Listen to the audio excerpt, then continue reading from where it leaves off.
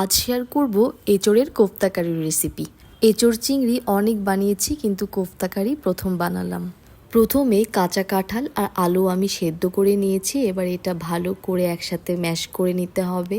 তারপর একে একে এর ভেতর দিয়ে দিব বেসন, সামান্য জিরে গুঁড়ো, সামান্য গরম মশলা গুঁড়ো, আর কালারের জন্য দিয়ে দিতে হবে কাশ্মীরি লঙ্কার গুঁড়ো, দিয়ে দিতে হবে স্বাদ মতো লবণ।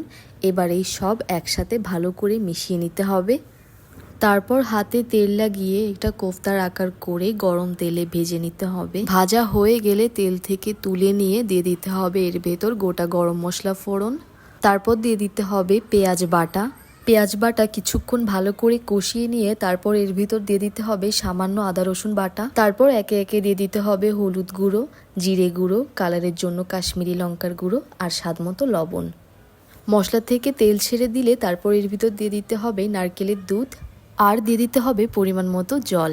জলটা একটু শুকিয়ে আসলে তারপর এর ভেতর ভেজে রাখা কোফতাগুলো দিয়ে 2 থেকে 3 মিনিটের মতো রেখে নামিয়ে নিলেই তৈরি হয়ে গেল এঁচোড়ের কোফতা কারি।